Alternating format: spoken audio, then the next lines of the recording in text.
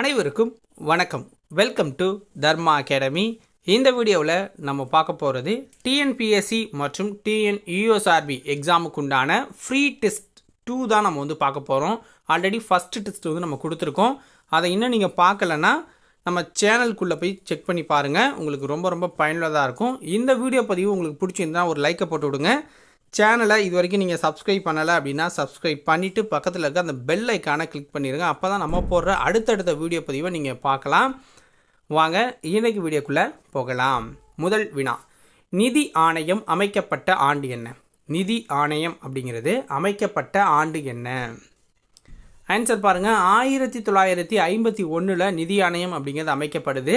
பகுதி 12 ஓகேங்களா, பகுதி 12 280வது சட்டப்பிரிவு படி இந்த நிதி ஆணையம் அப்படிங்கிறது அமைக்கப்படுது. அடுத்த வினா, 15வது நிதி ஆணையத்தின் தலைவர் யார்? 15வது நிதி ஆணையத்தின் தலைவர் யார்?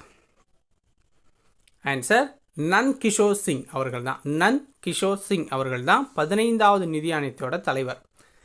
இந்திய தலைமை நீதிபதி சரத் அரவிந்த் போப்டே எத்தனையாவது தலைமை நீதிபதி ஆவார்? ஸோ இவரெல்லாம் ரிட்டையர் ஆகிட்டார் ஓகேங்களா. இப்போ சந்திரசூட் கூட ரிட்டையர் ஆகிட்டார். இந்திய தலைமை நீதிபதியான சரத் அரவிந்த் போப்டே அப்படிங்கிறவர் எத்தனையாவது தலைமை நீதிபதி? ஆன்சர் 47வது தலைமை நீதிபதி ஓகேங்களா. இப்போ நம்ம 50 கிட்ட வந்துட்டோம். அரசியலமைப்பின் எந்த ஷரத்து தேசிய நலன் கருதி பாராளுமன்றமானது மாநில பட்டியலில் சட்டம் இயற்ற அதிகாரம் அளிக்கிறது? அரசியலமைப்போட எந்த ஷரத்து தேசிய நலன் கருதி பாராளுமன்றமானது மாநில பட்டியலில் சட்டம் இயற்ற அதிகாரத்தை அளிக்குது? ஆன்சர் ஷரத்து 249. ஷரத்து 249.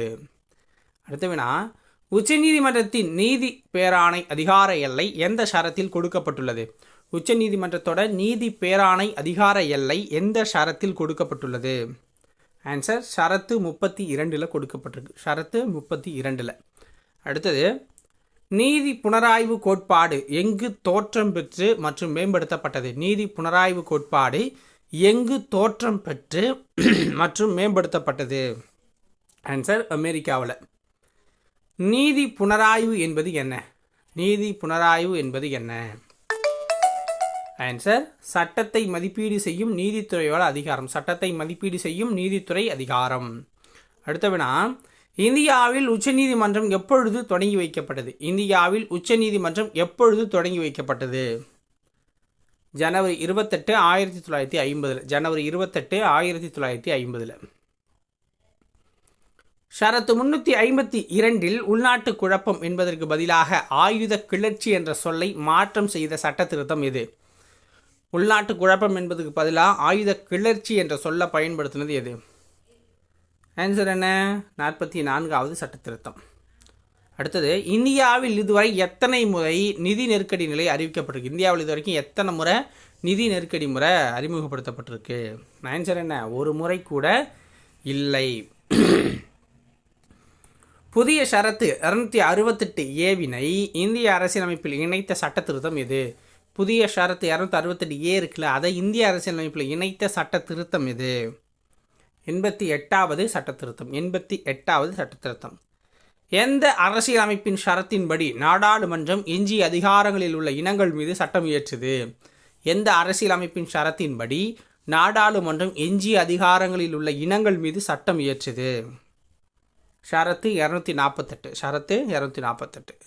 அடுத்தது, 1976ஆம் ஆண்டு 42வது அரசியலமைப்பு சட்ட திருத்தம் 5 இனங்களை மாநில பட்டியலில் இருந்து பொது பட்டியலுக்கு மாற்றுது. அவற்றில் கீழே குறிப்பிடப்பட்டுள்ள இனங்களில் தவறானது எது? காப்பீடு தான்.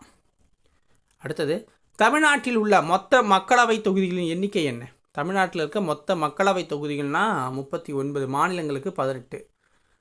2 அல்லது 2க்கும் மேற்பட்ட மாநிலங்களுக்கு இடையிலான பொதுவான உயர்நீதிமன்றத்தின் அமைக்கும் அதிகாரம் பெற்றவர் யார்? ஆன்சர் பாராளுமன்ற சட்டம் மூலம் தான் அப்படி பண்ண முடியும். அடுத்த வினா, மெட்ராஸ் உயர்நீதிமன்றத்தின் அதிகாரத்திற்கு உட்பட்ட யூனியன் பிரதேசம் எது? மெட்ராஸ் உயர்நீதிமன்றத்தின் அதிகாரத்திற்கு உட்பட்ட யூனியன் பிரதேசம் எது? ஆன்சர் பாண்டிச்சேரி. கல்கத்தா உயர்நீதிமன்றத்தின் அதிகார எல்லைக்கு உட்பட்ட யூனியன் பிரதேசம் எது? கல்கத்தா உயர்நீதிமன்றத்தின் அதிகார எல்லைக்கு உட்பட்ட யூனியன் பிரதேசம் எது? ஆன்சர் அந்தமான் மற்றும் நிக்கோபர் தீவுகள். அந்தமான் மற்றும் நிக்கோபர் தீவுகள். அடுத்த வினா, கேரள உயர்நீதிமன்றத்தின் அதிகார எல்லைக்கு உட்பட்ட யூனியன் பிரதேசம் எது? கேரள உயர்நீதிமன்றத்தின் அதிகார எல்லைக்கு உட்பட்ட யூனியன் பிரதேசம் எது? ஆன்சர் லட்சத்தீவுகள். பம்பாய் உயர்நீதிமன்றத்தின் அதிகார எல்லைக்கு உட்பட்ட யூனியன் பிரதேசம் எது? பம்பாய் உயர்நீதிமன்றத்தோட அதிகார எல்லைக்கு உட்பட்ட யூனியன் பிரதேசம் எது? டாமன் மற்றும் டையூ. டாமன் மற்றும் டையூ. நெருக்கடி நிலையின் போது அடிப்படை உரிமைகளை தற்காலிகமாக நிறுத்தி வைக்கும் செயல்முறையானது கீழ்கண்ட எந்த அரசியலமைப்பிலிருந்து பெறப்பட்டது? நெருக்கடி நிலையின் போது அடிப்படை உரிமைகளை தற்காலிகமாக நிறுத்தி வைக்கும் செயல்முறையானது கீழ்கண்ட எந்த அரசியலமைப்பிலிருந்து பெறப்பட்டது? வெய்மர், ஜெர்மனியின் அரசியலமைப்பு சட்டம். கட்சித்தாவல் தடை சட்டம் தொடர்பான அட்டவணை எது? கட்சித்தாவல் தடை சட்டம் தொடர்பான அட்டவணை எது? ஆன்சர் 10வது அட்டவணை. எந்த சட்ட திருத்தத்தின் மூலம் அரசியலமைப்பின் 8வது அட்டவணையில் புதிதாக 4 மொழிகள் சேர்க்கப்பட்டு மொத்த மொழிகளின் எண்ணிக்கை 22ஆக உயர்ந்தது? ஆன்சர் 92வது சட்ட திருத்தம். அடுத்த வினா, இந்திய அரசியலமைப்பின் 9வது அட்டவணை எந்த சட்ட திருத்தத்தின் மூலம் இணைக்கப்பட்டது? இந்திய அரசியலமைப்பின் 9வது அட்டவணை எந்த சட்ட திருத்தத்தின் மூலம் இணைக்கப்பட்டது? முதலாவது சட்ட திருத்தம். முதலாவது சட்ட திருத்தம். அடுத்த வினா, மத்திய அமைச்சரவையானது மக்களவைக்கு கூட்டு பொறுப்பு உடையது என்பதை கூறும் ஷரத்து எது? மத்திய அமைச்சரவை மக்களவைக்கு கூட்டு பொறுப்புடையது என்பதை கூறும் ஷரத்து எது? ஆன்சர் ஷரத்து 75. ஷரத்து 75. அடுத்த வினா, குடியரசுத் தலைவரின் மறுப்பு அதிகாரம் எந்த ஷரத்தில் வழங்கப்படுகிறது? குடியரசுத் தலைவரின் மறுப்பு அதிகாரம் எந்த ஷரத்தில் அளிக்கப்பட்டிருக்கு அப்படின்னா ஷரத்து 111 அதை பற்றி சொல்லியிருக்காங்க. ஷரத்து 111. ஓகேங்களா? ஸோ இதோட இந்த வீடியோ பதிவு முடியுது. உங்களுக்கு பிடிச்சிருந்தா ஒரு லைக்கை போட்டுவிடுங்க. சேனலை சப்ஸ்கிரைப் பண்ணாதவங்க சப்ஸ்கிரைப் பண்ணி சப்போர்ட் பண்ணுங்கள். நன்றி, வணக்கம்.